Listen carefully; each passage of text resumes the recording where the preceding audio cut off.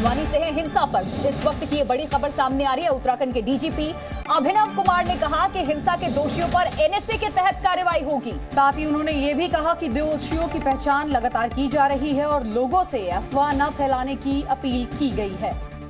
जो भी miscreant elements थे जिन्होंने कल पुलिस पार्टी पर पथराव किया, पेट्रोल बम फेंके, वेपन से गोली चलाने की भी हमारे पास सूचना है, उनको चिन्हित करके और उनके खिलाफ सख्त से सख्त कार्रवाई की जाएगी ताकि इस प्रकार की घटना की पुनरावृत्ति ना हो। सर, हमने देखा किस तरह से रिस्पॉन्सिबल तरीके से पुलिस एडमिनिस्ट्रेशन ने इस सिचुएशन को टैकल किया है। अभी तक कितने लोग गिरफ्तार हो चुके हैं, कितना? देखिए, अभी हमारा सबसे पहले तो हमारा ये था कि जो लोग घायल हुए थे उनको उपचार दिलाना और जहाँ पे भी डिस्टर्बेंस था उस एरिया को शांतिपूर्वक ढंग से कंट्रोल करना। तो जो अभी कर्फ्यू कल लगाया गया था उससे मैं समझता हूँ काफ़ी हद तक स्थिति नियंत्रण में आ गई है। अब इसके बाद जो हमें पुलिस की कार्रवाई करनी है वो कार्रवाई की जाएगी। जैसा मैंने बताया, लोगों को चिन्हित किया जाएगा और इनके खिलाफ सख्त से सख्त जो हमारा एनएसए है, नेशनल सिक्योरिटी एक्ट, उसके तहत इनके खिलाफ कार्रवाई की जाएगी। और देखिए, हल्द्वानी के बनभूलपुरा से जी न्यूज लगातार आपको पल पल की अपडेट दे रहा है और फिलहाल जली हुई गाड़ियों को जेसीबी से उठाया जा रहा है। पैरामिलिट्री फोर्सेस का दस्ता पूरी सड़क पर तैनात है। संवाददाता अंजलि सिंह की ग्राउंड रिपोर्ट आपको दिखाते हैं हम।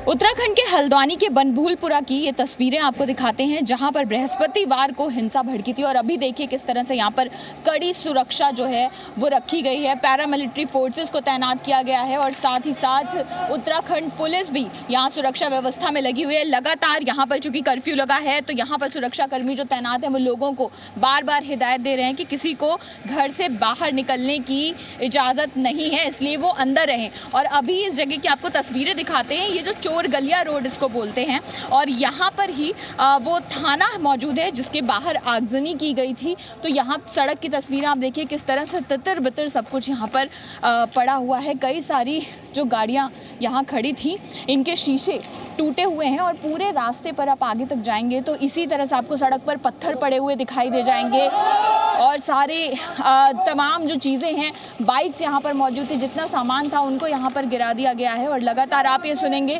किस तरह से अपील की जा रही है लोगों से। यहाँ पर जो सुरक्षा कर्मी तैनात हैं लोगों से अपील कर रहे हैं कि बाहर ना निकलें। जेसीबी मशीन देखिए, यहाँ पर जब अवैध निर्माण कार्य जो है उसको, अवैध निर्माण को तोड़ने का काम किया जा रहा था तो जेसीबी जो इस्तेमाल में लाई गई थी उन पर भी पत्थर बरसाए गए। तो ये पूरी सड़क की आपको हम स्थिति दिखा रहे हैं। ये जो चोर गलिया रोड जिसको कहते हैं, यहाँ से तकरीबन 1 किलोमीटर आगे वो जगह है जहाँ पर अवैध निर्माण जो है वो कराया गया था, जिसको गिराने का काम किया जा रहा था, ध्वस्त किए जाने का काम किया था। सड़क पर पड़े ये पत्थर बताते हैं कि किस तरह से जमकर यहाँ पर हिंसा हुई थी।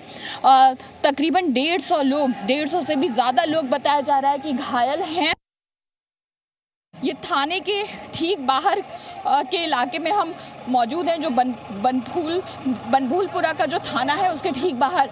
तो अब यहाँ से ये जिन गाड़ियों में आगजनी की गई उनको यहाँ से उठाकर ले जाया जा रहा है। तो ये स्थिति बताती है कि किस तरह से हालात जो हैं वहाँ पर उस वक्त बेकाबू हो गए होंगे। और अब यहाँ से इन तमाम सामान को जिनको आग के हवाले किया गया, जिनके साथ तोड़ फोड़ की गई, उस तमाम सामान को जेसीबी के ज़रिए उठाया जा रहा है, यहाँ से ले जाया जा रहा है। ये सामने आप थाने की भी तस्वीरें देखेंगे, जो बनभूलपुरा का थाना है वहाँ पर आगजनी इसके बाहर की गई थी। और अभी ये जो तमाम यहाँ पर आप देखेंगे कैसे कालिक जमी हुई है और जो गाड़ियाँ थी जिसमें पुलिस की भी कई सारी गाड़ियाँ जो शामिल थी, इन तमाम गाड़ियों को आग के हवाले कर दिया गया। और आगे तक यहाँ से थोड़ा ही आगे आप अगर जाएंगे तो वो जगह है जहाँ पर निर्माण कार्य, जो अवैध निर्माण था उसको ध्वस्त करने का काम जो है वो किया जा रहा था।